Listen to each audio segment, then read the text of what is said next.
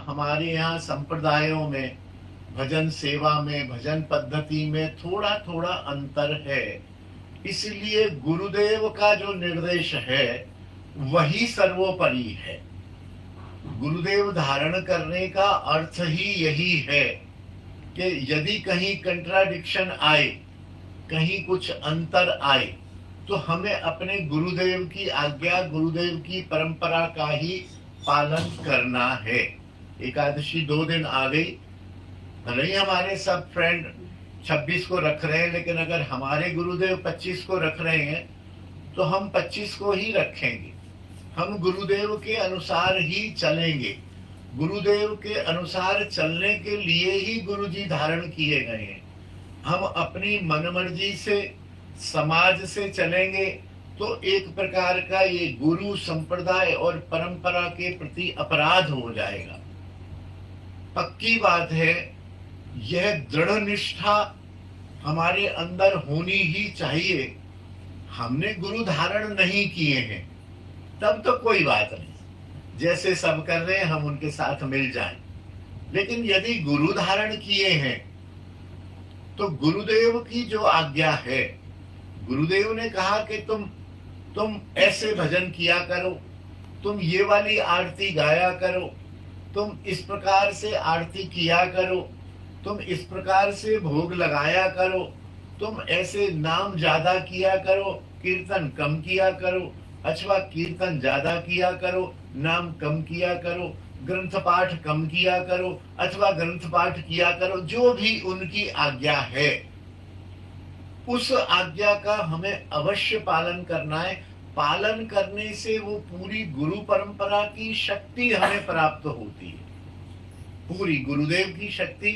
अब मैंने कहा ऐसे करो तो कहीं ना कहीं मेरी शक्ति उसमें होती है। अथवा कोई एक लौकिक ही उदाहरण ले लें कि आपने मेरे से पूछा कि कुछ लकड़ी का काम कराना है, कोई मिस्त्री बताओ। तो मैं यदि बताऊंगा तो मैं वही मिस्त्री बताऊंगा जिससे मैं संतुष्ट हूं। पहली बात, मिस्त्री तो बहुत है, एक मिस्त्री ऐसा भी है जो मेरे को परेशान करके गया था, वो मैं नहीं बताऊंगा, मैं अच्छा ही बताऊंगा पहली बात। फिर बताऊंगा तो कहीं ना कहीं मेरा हल्का सा इन्वॉल्वमेंट हो जाएगा। आप भी ये कहोगे कि वो भैया जी ने, नांगिया जी ने बताया है तुमको, हमें कुछ काम कराना है। तो मिस्त्री भी कहेगा बाबूजी आपने वहां भेजा है, मैं काम कर रहा हूँ, तुम्हें भी बेटा ध्यान से करना, बात खराब नहीं होनी चाहिए।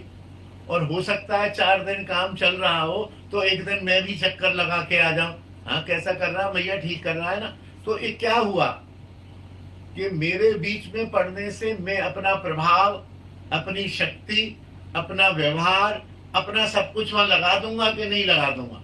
ये तो एक बेकार सा उदाहरण है जिसमें हमारा आपका शायद एक सामान्य सा संबंध है, आज है कल नहीं रहेगा, पता नहीं रहेगा। लेकिन गुरुदेव का संबंध तो गुरुदेव नहीं रहेंगे तो भी रहेगा और शिष्य नहीं रहेंगे तो भी रहेगा।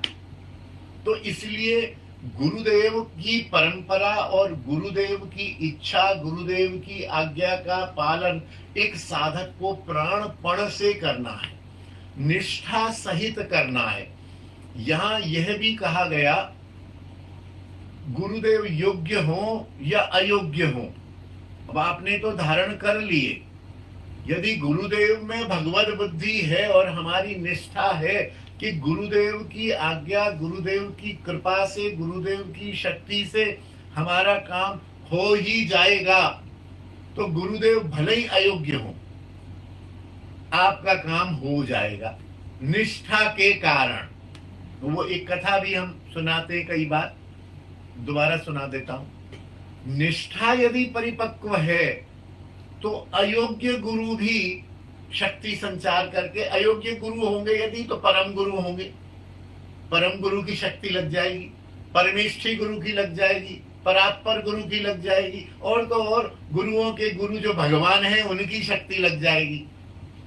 लेकिन यदि गुरु को त्याग दिया गुरु की आज्ञा का पालन किए बिना गुरु के बताए हुए मार्ग के अतिरिक्त तो कोई मार्ग पकड़ लिया तो काम नहीं बनेगा। इससे उल्टा भी देख लीजिए कि गुरु बहुत योग्य हैं, परम योग्य हैं, परम भजननिष्ठ हैं, परम साधक हैं, गुरु बहुत अच्छे हैं, लेकिन आपकी निष्ठा यदि नहीं है तो उनकी शक्ति काम नहीं करेगी, पक्की बात है, क्योंकि आपकी उनमें निष्ठा ही नहीं है। एक कुछ